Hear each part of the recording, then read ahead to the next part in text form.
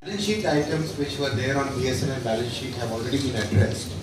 BSNL has raised new debt using the sovereign guarantees which were announced in the package approved by Honorable Prime Minister last year. And now the physical installation of new towers, upgradation from 2G, 3G to 4G and 5G, and a major revamp in the landline systems of the MTNL and BSNL network, which is there in large parts of the country. That will be taken up under this in this year using the capital allocation of 50,000 plus crore which has been made for BSNL. The revenue realization also in telecom is consistent. It's good growth. Telecom is today a sunrise industry, and this is reflected in the higher revenue realization which has been budgeted. Yes. My question is on the infrastructure side. That is part of the PM Gati Shakti National Master Plan. Railway has already taken the first step in that. Railway has created Gati Shakti Directorate at the board level. Board में गति शक्ति directorate करीब 7-8-10 महीने पहले बना था. उससे बहुत बेनिफिट हुआ.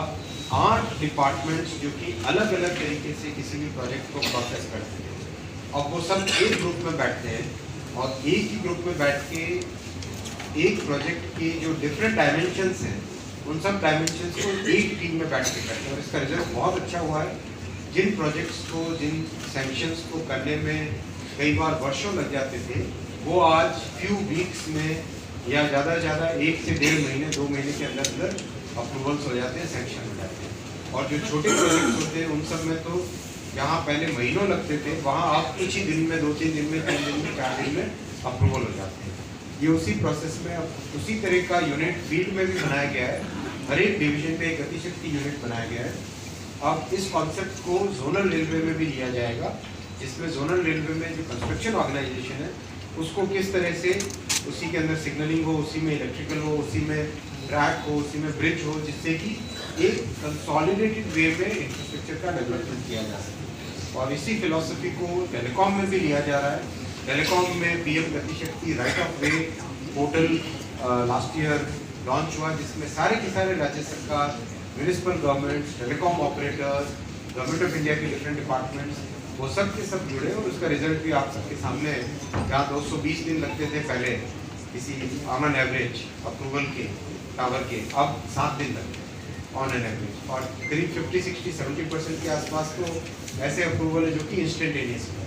You don't have to carry physical document, or you don't have to submit documents each and every time you go for a fresh KYC.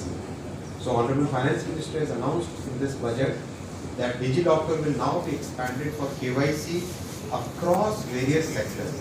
So if you have already submitted documents for, let's say, opening a bank account, then you don't have to do for insurance.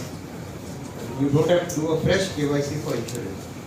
If you have done KYC for insurance, you don't have to do it for a fresh, like when you are going for a home loan, you don't require a new KYC for home. So that kind of facility is being created using DigiLocker. And I would also like to inform you that there are at least 3 countries which are almost on the verge of starting implementation of DigiLocker in their countries. So it's such an effective, it's a very effective. प्रतिदिन नए track बनाना, उसका जो pace था करीब 4 kilometre प्रतिदिन होता है. मात्र इतना बड़ा नेटवर्क है, 70,000 किलोमीटर का नेटवर्क, 1.4 बिलियन पॉपुलेशन को सर्व करता है. मैसिव 5.5 लार्जेस्ट इकोनॉमी को सर्व करता है.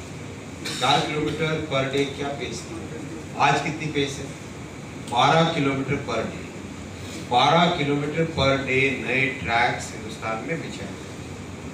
अगले साल और इसको बढ़ाने का प्रयास करेंगे, टारगेट लेके जाएंगे 16 किलोमीटर पर डे तक पहुंचे. मैसिव पेस है. इंफ्रास्ट्रक्चर में जो कई डेकेड्स का शॉर्टफॉल था, वो शॉर्टफॉल इन 8 वर्षों में पूरा किया गया. और भी इसमें बहुत सारे एडिशन करने, जितने सुपर क्रिटिकल प्रोजेक्ट्स थे और क्रिटिकल प्रोजेक्ट्स थे वो सारे कंप्लीट कर लिए गए.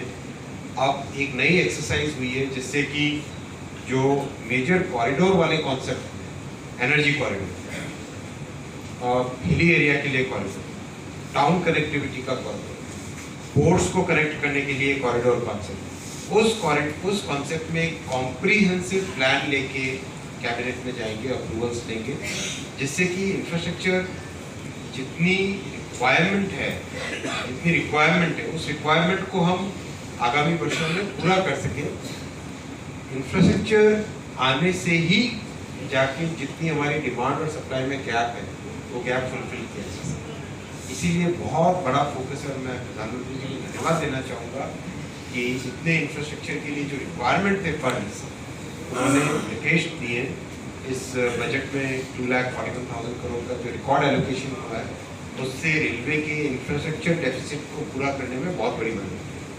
सुनो सारे के सारे पोस्ट ऑफिसेज में डिजिटल पेमेंट लास्ट ईयर से इनिशिएट किया जा चुका है। Inter operability between one bank account to any other bank account has already been achieved.